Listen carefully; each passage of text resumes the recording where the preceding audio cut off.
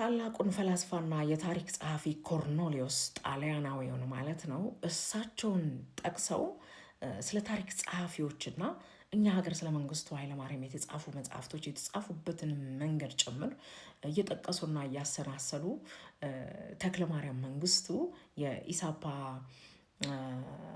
ደርግ አባል የነበሩ ሰው ናቸው። በ2009 ዓ.ም አንድ ለመንገድ ለታሪክ ግብዓት የተሰኘ መጽሐፍ አሳትመዋል። ወደ ገጽ 312 አካባቢ ሄዳቸው ብትመለከቱ ኮርኔሊዮስ ያለው የታሪክ ጸሐፊዎች ሊገጥሟቸው የሚችሉት ሁለት አማራጮች አለው። ከሁለቱ አማራጮች ደግሞ ሲበርጡ የሚገጥማቸውን ችግር ለማሳየት የሞከረባቸው አሉ። መጽሐፉን ሄዳችሁ እንድታነቡት በዚሁ ጠቁማችሁና እኔ ግን ክፍል 2 ላይ ካያችሁ መነሻ ላይ ያልኩት ነገር አለ። ስለ ደርግ መንግስት እስካሁን ድረስ ይሄው እኔና እናንተ አሁን እስከምንነጋገርበት ሰዓት ድረስ ስለ መንግስቱ ኃይለማርያም የሚሆን ስለ ስርዓታቸው ሚዛናዊ በሆነ መልኩ ለሀገራቸው እና ለህዝባቸው ያበረከቱትን አስተዋጽኦ በአንድ በኩል ገልጾ በአንድ በኩል ደግሞ ስለ ክፉ ስራቸው ገልጾ የተጻፈ ሚዛናዊ መጽሐፍ ማግኘት ይከብዳል። እንዲሁም አልተጻፈላቸውም ይላሉ እኒሁ ጸሐፊ ማለት ነው። ለምን ካላችሁ ይነሳል። አዎ የደርግ መንግስት ጨፍጫፊ ነው፣ ገዳይ ነበር፣ በርካቶችን አተናል፣ ሀገር ወዳዶችን አተናል፣ በርካታ ሰዎች ሞተዋል። ትክክል፣ ይሄ ክፉ ስራው ነውና መገለጥ አለበት። ግን ደርግ እሱ ብቻ ነው ወይ ነው ጥያቄው። ደርግ እሱ ብቻ ነው ወይ? ይሄንንስ ጨፍጫፊነቱን ገዳይነቱን የነገሩን አካላቶች የደርግ ጄኔራሎች፣ የደርግ ኮሎኔሎች፣ በስርዓቱ አብረው ዘጥም ወጥ ሲሉ የነበሩ ሰዎች አይደሉም ወይ ነው ሌላኛው ጥያቄ። ምክንያቱም አብረው ሲገድሉ በለው ሲሉ ሲያስገድሉ ከርመው በኋላ እኛ ከደሙ ንጹህ ነን አይነት ነገር ስሜት ያለው ታጥበናል አይነት ስሜት ያለው መጽሐፍቶችን አበርክተውልናል። ይሄ ትክክል ስላልሆነ ነው እንግዲህ እንደነገርኳችሁ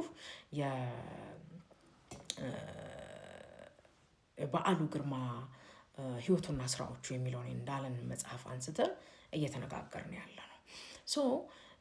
እንዳለ ጌታ ከበደ እንደነገርኳችሁ ደምድሟል አይደለም? የደመደመው አዎ ደርግ ነው ያስገደለው፣ እንደውም መንግስቱ ሳያቅ በዓሉ ግርማን ያህል ሰው ሊገደል አይችልም ወደሚል ድምዳሜ ኦልሞስት 70% ያክሉ እንደዛ ብሎ የደመደመ መጽሐፍ ነው።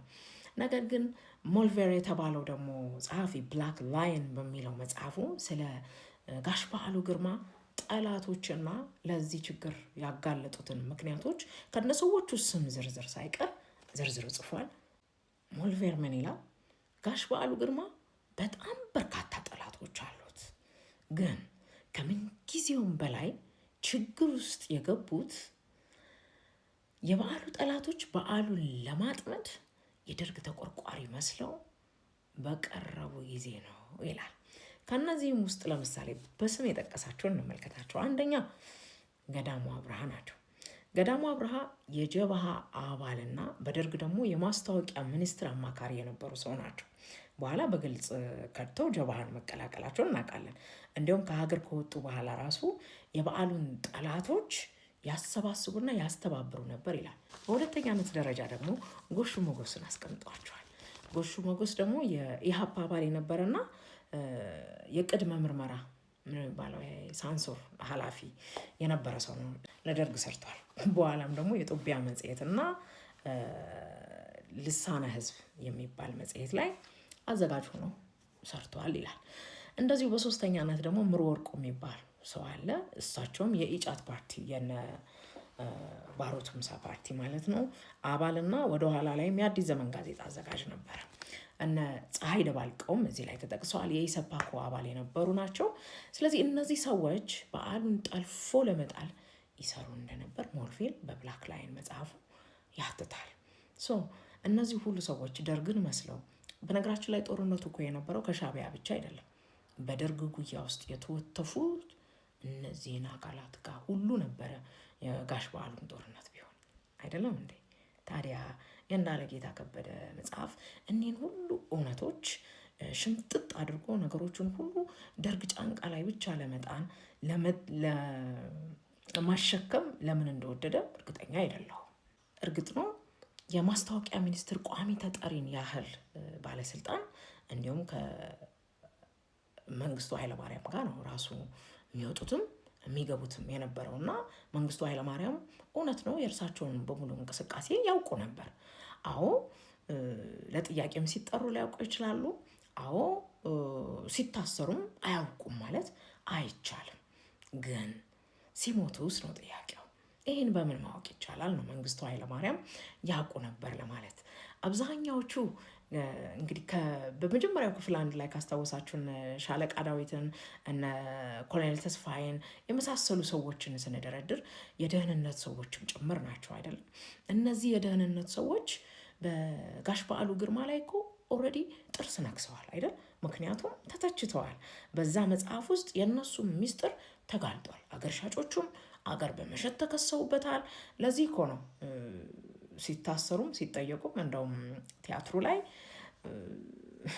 ማለት ኢትስ ኦብቪየስ የሚታወቅ ነገር እኮ ነው። መጽሐፉ እንዳሳሰራቸው ይታወቃል። አዎ መጽሐፉ ስለነዚህ የደህንነት አባላት፣ ስለነዚህ ካሃጂዎች፣ ስለነዚህ አገር ሻጮች፣ ስለ አማጽያን ቡድኖች፣ ስለ ሁሉም አካላቶች የተተነተነና የተገለጸበት መንገድ አለ። ይሄ የሚታወቅን ነገር ልክ እንደ አዲስ ኬሚስትሪ መርማሪው ሲለ የነበረው ነገር እመን አትመን ይሄን ለማለት የፈለግከው ከሌን ነው ስለኛ ነው የጻፍከው ስለኛ አይደለም የሚል ቆዳ አልባ ክርክር ነበረበት። ያው ቲያትሩ በጣም ብዙ ስቃይና መከራ የሚቀበሉ ሲኖች እንዳሉት ሁሉ ለማሳቅ የተኬደበት ርቀትም መስሎ ታይቷል። ግን ኖ አይ ሚን ጀስት ኖ። ኤኒዌይስ ይሄንን ስናወራ መንግስቱ ኃይለማርያም እንደነገርኳችሁ ምንም አያውቁም ልንል አንችልም። ኦብቪየስሊ ግን መንግስቱ ኃይለማርያም የጋሽ በዓሉ ግርማን መሞት ደግፈውና እንዲሞት ሀሳብ ሊያመነጩ አይችሉም። አዎ የደህንነት አካላቶቹ ሊያስጠልፉት ይችላሉ፣ ብዙ ሊያወሩ ይችላሉ። ራሳቸውን ለማዳንም እሱን ለማጥፋት የሚሄዱበት ርቀት የሚያወላዳ አይደለም፣ ወይንም ላይክ ተካክደን ልናልፈው የምንችለው አይደለም። ሻለቃ ዳዊት የአስመራ ክፍለ ሀገር ኢሰፓ አንደኛ ጸሐፊ ሆነው መርዕድ ንጉሴ ጋር የሰራዊት ምስጢር ለሻቢያ በፊርማቸው የሰጡበት ማስረጃ ከሻቢያ ምርኮኞች እጅ ላይ መገኘቱ ተጽፏል። ስለ እርሳቸው እናውጋ ከተባለ በራሳቸው መጽሐፍ ሳይቀር ያለ ፍቃድ የሌላ ሀገርን እንዴት አድርገው እንዳስገቡና ሀገር ላይ እንዴት አይነት ክህደት ይፈጽሙ እንደነበር ማውጋት እንችላለን። ምክንያቱም አሁንም ያላቸው ሀገር ላይ ያላቸው የፖለቲካ ተሳትፎ ቀላል ስላልሆነ ስለ እርሳቸው ለብቻው ሌላ ሪሰርች አድርገን ደግሞ መልሰን ብንገናኝ አሪፍ ነው። ከዛ በተረፈ ቲያትሩን እዩትና ያላችሁን አስተያየት ደግሞ ስጡኝ። እኔም ካጠፋሁ ታርማለሁኝ። በማስረጃና በመረጃ እንደዚህ እንነጋገራለን። አካውንቲንግ አሳድጉት። ቻው፣ አመሰግናችሁ።